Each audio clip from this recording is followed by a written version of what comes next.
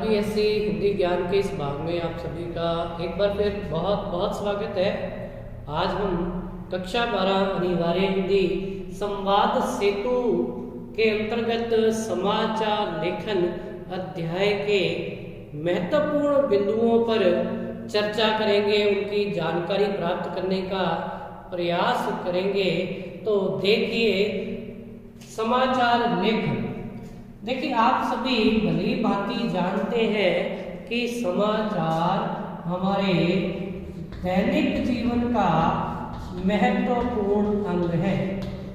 हमारे दैनिक जीवन का महत्वपूर्ण अंग है। अब ये दैनिक जीवन का महत्वपूर्ण अंग है, इस कारण क्या है? इस कारण हमारे दैनिक जीवन में घटित होने वाली सभी घटनाओं की जानकारी हमें समाचार पत्रों के माध्यम से प्राप्त होती है। तो समाचार पत्रों के माध्यम से हमें दैनिक जीवन में घटित होने वाली घटनाओं की जानकारी प्राप्त होती है। अतः इन जानकारियों को प्राप्त करने के लिए प्रत्येक व्यक्ति क्या रहता है? उत्सुक रहता है। उसकी उत्कंठा बढ़ी रहती है और वह दैनिक जीवन की घटनाओं को जानना चाहता है। तो आपका यह जो अध्याय है समाचार लेखन, यह अध्याय हमें इस बारे में संपूर्ण जानकारियां प्रदान करता है कि समाचारों के लेखन का कार्य, समाचारों के लेखन का कार्य किस प्रकार किया जाता है। समाचारों के लेखन का कार्य किस प्रकार किया जाता है।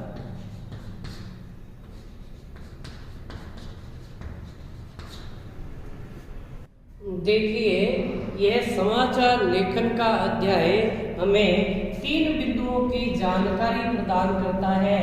पहला है आपका मुद्रित माध्यमों के लिए लेखन। मुद्रित माध्यमों के लिए लेखन। दूसरा भाग है इसका इलेक्ट्रॉनिक माध्यमों के लिए लेखन।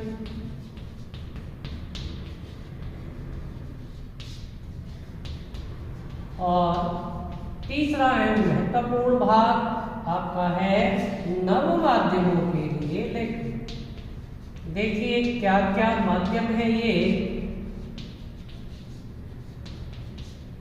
मुद्रित का अर्थ होता है प्रिंट होने वाला माध्यम, अर्थात जिसके अंतर्गत आपके समाचार पत्र, पत्रिकाएं और मैगजीन आदि आते हैं। तो उसका अध्ययन हम इसके अंतर्गत करेंगे कि उनके लिए लेखन किस प्रकार किया जाता है। इलेक्ट्रॉनिक माध्यमों में आपके रेडियो और टेलीविजन आते हैं। तो रेडियो और टेलीविजन के लिए लेखन किस प्रकार होगा, उसकी चर्चा हम इस बिंदु के अंतर्गत करेंगे। और नव माध्यम अर्थात हमारा वर्तमान समय का नवीन माध्यम, जिससे आजकल हमारी शिक्षा सुचारू रूप से चल रही है, अर्थात इंटरनेट और इंटरनेट के लिए लेखन किस प्रकार किया जाता है, उसका अध्ययन हम इस बिंदु के अंतर्गत करेंगे। तो आइए, प्रथम बिंदु के अंतर्गत सबसे पहले हम मुद्रित माध्यमों के लिए लेखन पर चर्चा करते हैं। जैसा कि आप सभी को ज्ञात है, मुद्रित माध्यमों में आपके समाचार पत्र, पत्रिकाएं व मैगजीन आदि आती हैं, अथवा वह सभी प्रकार का साधन जो आपको लिखित रूप में प्राप्त होता है, जैसे आपकी पुस्तकें आदि। मुद्रित माध्यमों के अंतर्गत आज सबसे पहले हम अध्ययन करते हैं समाचार के 6 प्रकारों। समाचार के 6 प्रकार। देखिए, समाचार के 6 प्रकार क्या होते हैं कि समाचार के प्रारंभिक भाग में अथवा समाचारों में क से प्रारंभ होने वाले प्रश्नों के उत्तर देने का, क से प्रारंभ होने वाले प्रश्नों के उत्तर देने का प्रयास किया जाता है, जिसके अंतर्गत क्या, कब, कौन, कहाँ, क्या, कब, कौन, कहाँ, क्यों और कैसे के प्रश्नों का जवाब देने का प्रयास करते हैं। देखिए एक महत्वपूर्ण बात कि ये जो प्रथम 4 प्रकार हैं, प्रथम 4 प्रकारों का प्रयोग समाचार के प्रारंभिक भाग, जिसे हम क्या कहते हैं, समाचार के प्रारंभिक भाग में किया जाता है, जिसे हम इंट्रो कहते हैं। और अंतिम 2 प्रकारों के प्रश्नों का जवाब, अंतिम 2 प्रकार के प्रश्नों का जवाब समाचार के अंतिम भाग में किया जाता है, समाचार के अंतिम भाग में किया जाता है।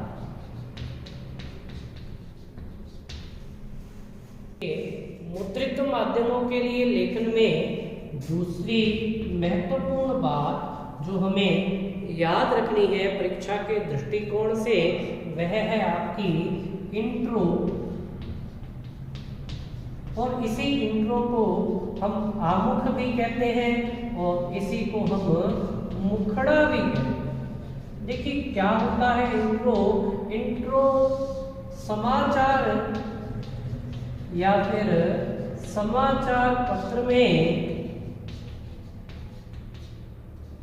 सूचनाओं का प्रारंभ जिन पंक्तियों से करते हैं, सूचनाओं का प्रारंभ जिन पंक्तियों से किया जाता है उसे हम क्या कहते हैं, उसे हम इंट्रो, आमुख या मुखड़ा कहते हैं। समाचार पत्र में सूचनाओं का प्रारंभ जिन पंक्तियों से होता है उसे हम इंट्रो, आमुख या मुखड़ा कहते हैं। और इंट्रो, आमुख या मुखड़ा सदैव प्रभावी बनाने का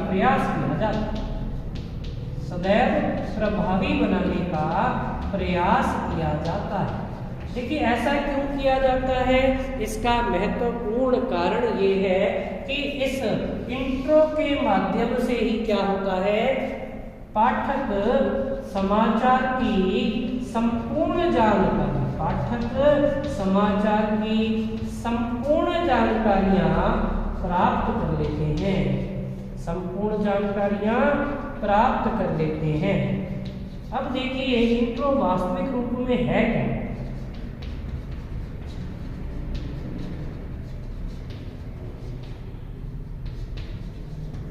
आप सभी जानते हैं समाचार पत्र, आप सभी ने देखा होगा, मान लीजिए यह एक समाचार पत्र है और इस समाचार पत्र में यहाँ समाचार पत्र अपने समाचार का नाम अंकित करता है और उसके उपरांत प्रथम पृष्ठ पर महत्वपूर्ण सूचना आती है। जैसे वर्तमान में किसान आंदोलन से संबंधित सूचनाएं आई हैं, तो ये किसान आंदोलन से संबंधित जो महत्वपूर्ण सूचना प्रथम पृष्ठ पर अंकित कर रहा है, जिससे सूचनाओं का प्रारंभ किया जा रहा है, तो इन पंक्तियों को हम क्या कहते हैं, इंट्रो, आमुख या फिर मुखड़ा कहते हैं। इसी को आप इंट्रो, आमुख या मुखड़ा कहते हैं। तो ये थी बात हमारी इंट्रो, आमुख या मुखड़ा। तो अब देखिए मुद्रित माध्यमों के लिए लेखन में तीसरा महत्वपूर्ण बिंदु है उल्टा पिरामिड चिन्ह।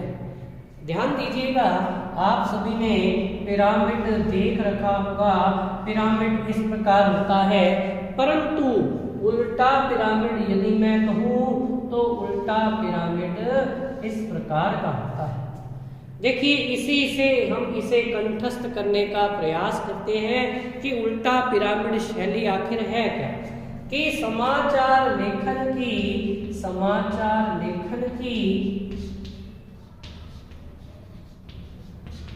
यह एक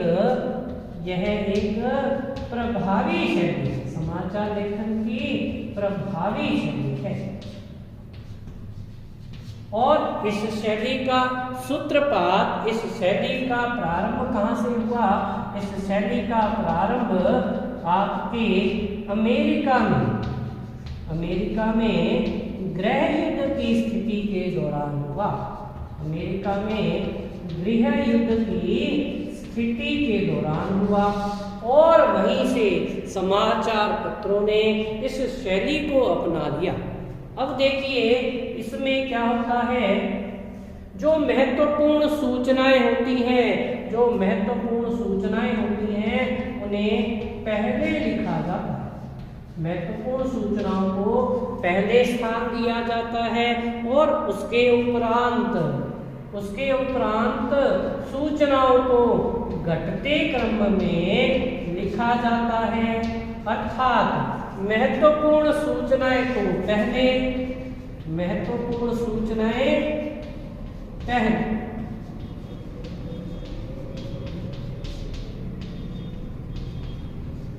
वह कम महत्व की सूचनाओं को बाद में स्थान दिया जाता है। कम महत्व की सूचनाओं को बाद में स्थान दिया जाता है, तो इसे हम कहते हैं उल्टा पिरामिड शैली। देखिए अगला भाग है स्टोरी। तो हम जानते हैं कि स्टोरी क्या होती है, आप सभी बाल्यावस्था से जानते हैं कि स्टोरी कहानी होती है, परंतु समाचार पत्रों में स्टोरी को कहानी नहीं कहा जाता। तो स्टोरी किसे कहते हैं? देखिए स्टोरी किसे कहते हैं? समाचार पत्रों में जो प्रकाशित खबर होती है, उसी को हम क्या कहते हैं? उसी को हम स्टोरी कहते हैं। प्रकाशित खबरों को स्टोरी कहा जाता है और स्टोरी को सदैव प्रभावी बनाने का प्रयास किया जाता है। क्यों किया जाता है? आप सभी को ज्ञात है कि जब स्टोरी को प्रभावी बनाया जाएगा तो उससे संपूर्ण जानकारियां पाठकों को आसानी से प्राप्त हो जाएंगी। संपूर्ण जानकारियां पाठकों को आसानी से प्राप्त हो जाएंगी। एक महत्वपूर्ण बात और स्टोरी के लिए कि स्टोरी का अर्थ किसी ऐतिहासिक कहानी से नहीं। देखिए इसे कैसे आप कंठस्थ कर सकते हैं कि ऐतिहासिक कहानी से संबंध नहीं है। ऐतिहासिक कहानी से इसका संबंध नहीं है। देखिए आप बाल्यावस्था में अध्ययन करते थे, आप स्टोरी लिखा करते थे, यानी कि बाल्यकाल वो आपका इतिहास बन चुका है। तो इतिहास में आप कहानियां लिखा करते, स्टोरी लिखा करते थे, तो इसका संबंध किसी ऐतिहासिक कहानी अथवा ऐतिहासिक स्टोरी से नहीं है। देखिए अगला बिंदु है हमारा कॉलम में बटी हुई खबरें। देखिए आप सभी को ज्ञात होगा कि समाचार पत्रों में सूचनाएं कॉलमों में बटी होती हैं और समाचार पत्रों में सूचनाओं का विस्तारण 8 कॉलमों में होता है। 8 कॉलमों में होता है। देखिए और क्या हमें स्मरण रखना है कि 1 से 2 कॉलमों में 1 से 2 कॉलमों में बटी खबर स्टोरी नहीं कहलाती, स्टोरी नहीं कहलाती। 1 से 2 कॉलमों में बटी खबर स्टोरी नहीं कहलाती। इसके विपरीत 4 से 5 कॉलमों में 4 से 5 कॉलमों में बटी खबर जिनमें चित्र आदि भी प्रस्तुत किए जाते हैं, जिनमें चित्र आदि भी प्रस्तुत किए जाते हैं, वे महत्वपूर्ण खबरें कहलाती हैं। तो इसे हम कहते हैं कॉलमों में बटी हुई खबरें। तो देखिए अगला बिंदु है हमारा हार्ड न्यूज, सॉफ्ट न्यूज। देखिए क्या होता है हार्ड न्यूज, सॉफ्ट न्यूज। पहले तो हम सभी ये भली भांति जानते हैं कि समाचार पत्र जो होते हैं वे दैनिक होते हैं, साप्ताहिक होते हैं, मासिक होते हैं, पाक्षिक होते हैं और मासिक होते हैं। तो इन समाचार पत्रों में अनेक प्रकार की खबरें स्थान पाती हैं। इनमें वे खबरें जो किसी दुर्घटना अथवा लूटपाट को प्रदर्शित करती है, दुर्घटना अथवा लूटपाट को प्रदर्शित करती हैं, जिन्हें पढ़कर क्या होता है, पाठकों का हृदय विदीर्ण हो जाता है, पाठकों का हृदय विदीर्ण हो जाता है।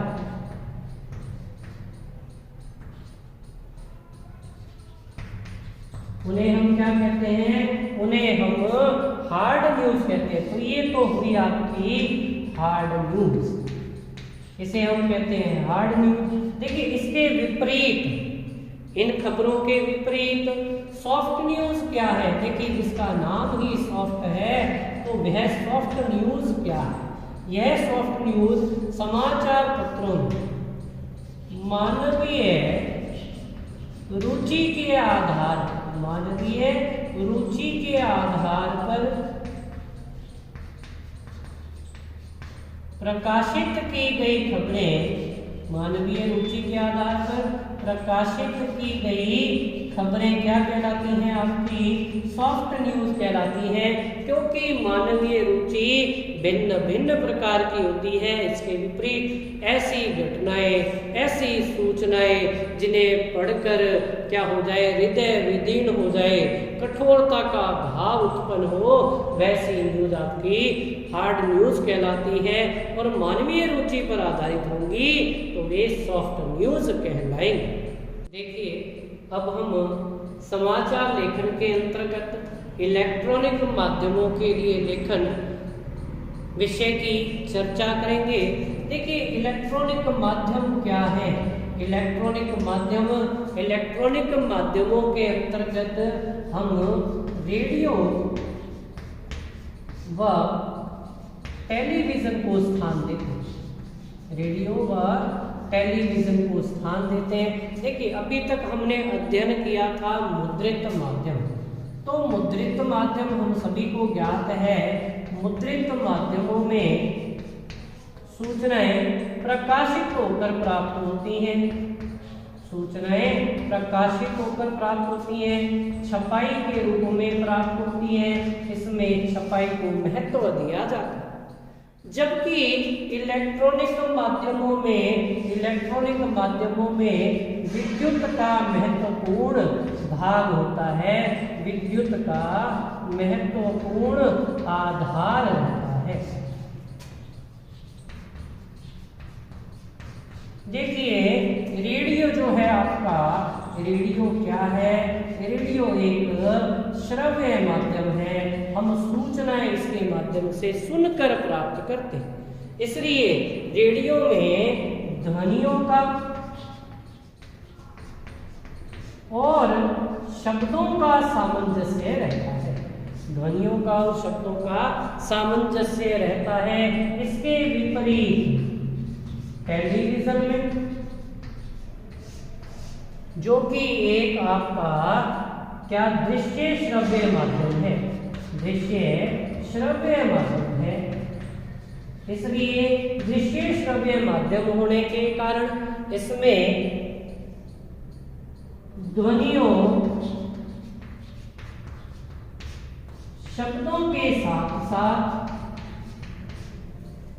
चित्रों का भी विशेष महत्व रहता है, चित्रों का भी विशेष महत्व रहता है। देखिए रेडियो समाचार, तो रेडियो समाचारों में क्या होता है, हम सभी को ज्ञात है। रेडियो समाचारों में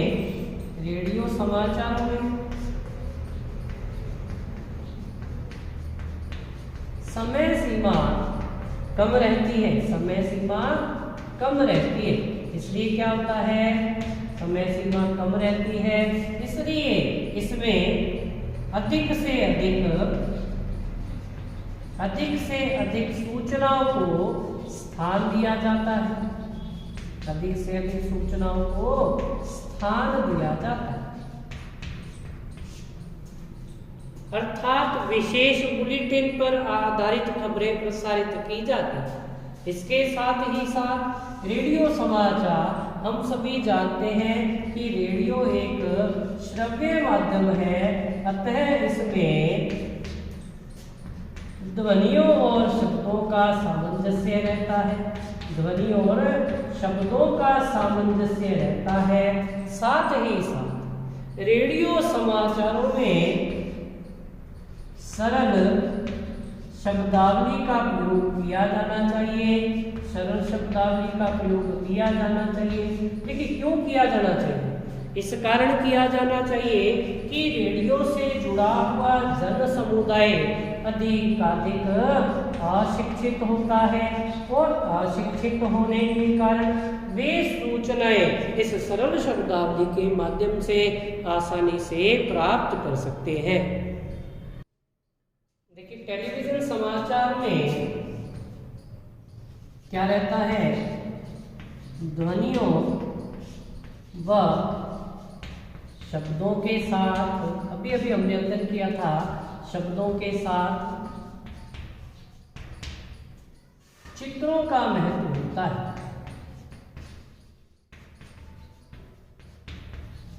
इसलिए क्या होता है, इसमें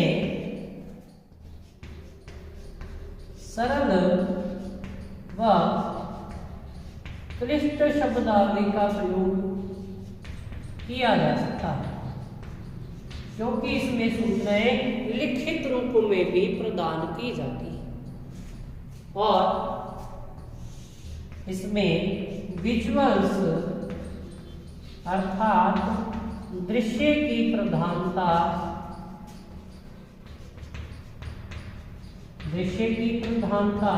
रहने के कारण यह वर्तमान समय का सबसे लोकप्रिय और सशक्त माध्यम है, लोकप्रिय और सशक्त माध्यम भी है।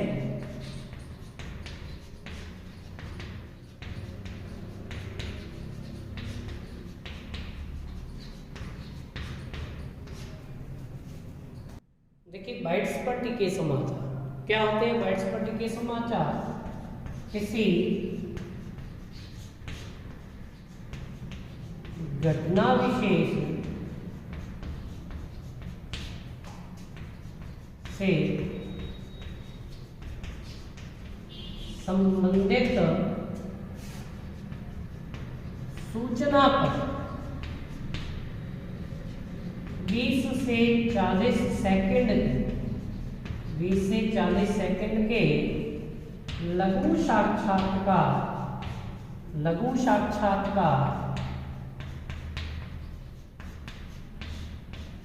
बाइट पर टिके समाचार कहलाते हैं। लघु साक्षात्कार बाइट पर टिके समाचार कहलाते हैं। उदाहरण के तौर पर जैसे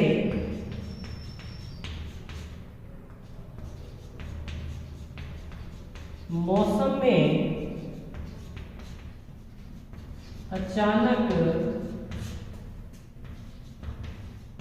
बदलाव की स्थिति आने पर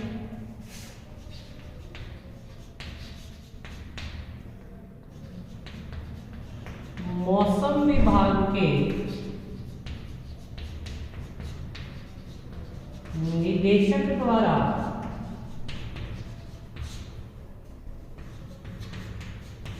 उस सूचना पर 20 से 40 सेकंड के कथन को कहना जो उसे प्रमाणिक बनाता है। देखिए इसके माध्यम से क्या होती है, सूचनाएं प्रमाणिक हो जाती हैं। इसे हम बाइट्स पर टिके समाचार कहते हैं। देखिए इलेक्ट्रॉनिक माध्यमों के अंतर्गत हमें टेलीविजन समाचारों के गुण भी कंठस्थ होने चाहिए। क्या होते हैं टेलीविजन समाचारों के गुण? देखिए टेलीविजन समाचार यथार्थता पर आधारित होने चाहिए, अर्थात तथ्यों की प्रामाणिकता के आधार पर इनका प्रस्तुतिकरण किया जाना चाहिए। सत्य घटनाएं हो, तथ्य प्रमाणिक हो, तभी इनका प्रस्तुतिकरण होना चाहिए अथवा किया जाता है। और टेलीविजन समाचार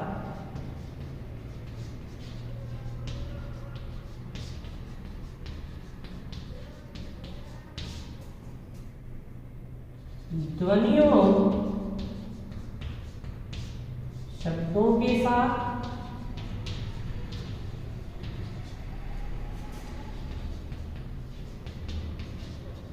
चित्रों के सामंजस्य को बनाकर चलने चाहिए। कैसे?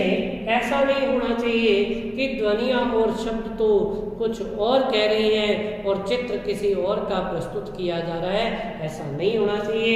उनसे सामंजस्य बनाकर चलना चाहिए। इसके साथ साथ सूचनाओं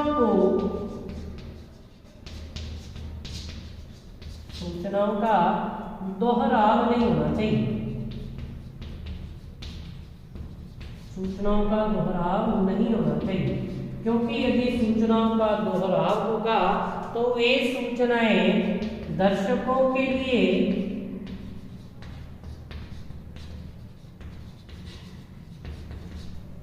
उबाऊ हो जाएंगी अथवा नीरसता से युक्त हो जाएंगे। अतः इन बातों का ध्यान रखना चाहिए। इसके साथ साथ टेलीविजन समाचारों में विशेष घटनाओं पर आधारित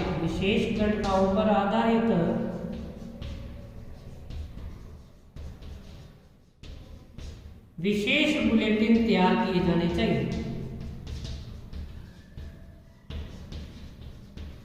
जैसे मौसम संबंधी बुलेटिन, जैसे अपराध बुलेटिन,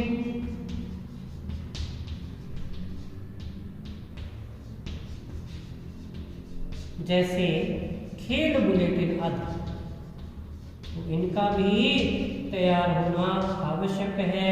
तो इस ओर भी हमें ध्यान देना। देखिए अगला भाग है हमारा पटकथा लेखन। ये पटकथा लेखन क्या होता है? देखिए पट और कथा।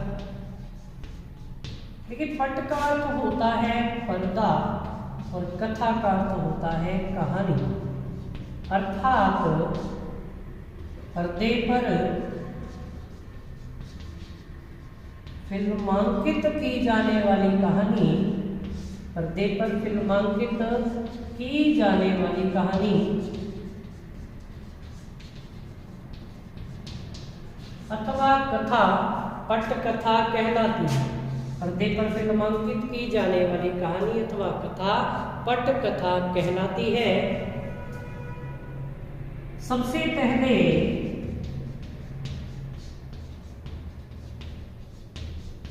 स्क्रिप्ट लिखी जाती है। स्क्रिप्ट का अर्थ है कहानी। सबसे पहले कहानी लिखी जाती है, उसके उपरांत उसका पर्दे पर फिल्मांकन होता है। उसके उपरांत उसका पर्दे पर फिल्मांकन होता है और इसके उपरांत कलाकारों के चरित्र के आधार पर कलाकारों के चरित्र के आधार पर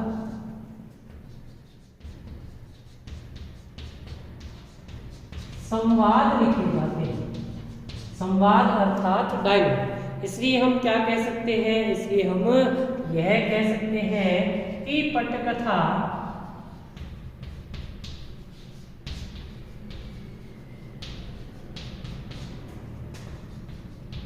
कहानी और संवाद के बीच की एक योजक कड़ी है, इन्हें जोड़ने की एक कड़ी मानी जाती है। पटकथा से संबंधित एक अन्य महत्वपूर्ण बात यह है कि पटकथा समाचार लेखन से भिन्न है। पटकथा समाचार लेखन से भिन्न है। देखिए क्यों भिन्न है? इसलिए भिन्न है कि समाचार में लिखित किए गए लेखन किए गए कार्य को पढ़ा जाता है, जबकि पटकथा में कहानीकार को इस बात का विशेष रूप से ध्यान देना होता है कि उसके द्वारा लिखी गई कहानी को पढ़ा नहीं जाएगा, अपितु उसका तो सचित्र फिल्मांकन होना है। अतः यह कार्य एक दुष्कर अथवा कठिन कार्य माना जाता है। और विदेशों में पटकथा से संबंधित अनेक प्रकार के कोर्स अथवा पाठ्यक्रम निर्धारित किए गए हैं, जबकि भारत में इस प्रकार का कोई पाठ्यक्रम नहीं है। इससे संबंधित मनोहर श्याम जोशी, इससे संबंधित मनोहर श्याम जोशी की एक रचना पटकथा लेखन एक परिचय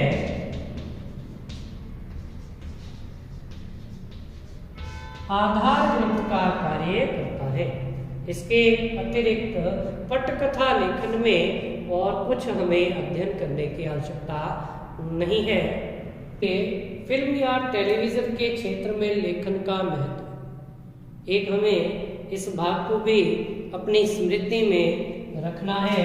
देखिए क्या महत्व है फिल्म या टेलीविजन के क्षेत्र में लेखन का? इसका विशेष महत्व है। कैसे है विशेष महत्व? इस कारण है क्योंकि हम सभी ये भली भांति जानते हैं कि कभी कभी लेखन प्रभावी ना होने पर, लेखन प्रभावी ना होने पर बड़े बजट व बड़े बड़े कलाकारों की फिल्में भी क्या हो जाती हैं? फ्लॉप हो जाती हैं। बड़े बड़े कलाकारों की फिल्में भी फ्लॉप हो जाती हैं। और इसके विपरीत इसी लेखन के आधार पर प्रभावी लेखन रहने पर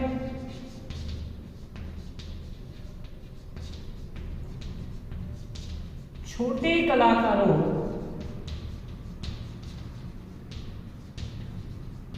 और कम बजट की फिल्में भी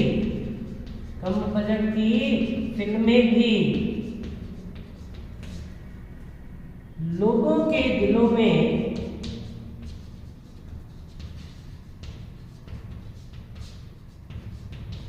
अपनी अमिट छाप छोड़ती हैं,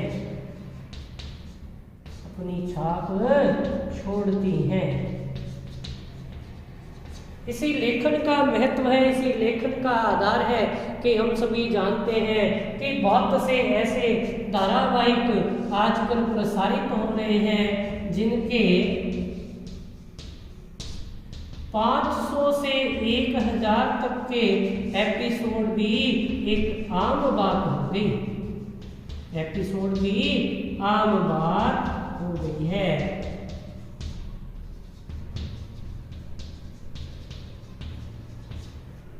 आशा करता हूं कि आप सभी को संवाद सेतु का प्रथम अध्याय समाचार लेखन के महत्वपूर्ण तथ्य, जिसमें आज हमने मुद्रित माध्यमों के लिए लेखन व इलेक्ट्रॉनिक माध्यमों के लिए लेखन के विशेष तथ्यों का अध्ययन किया है, वे आप भली भांति समझ पाए होंगे।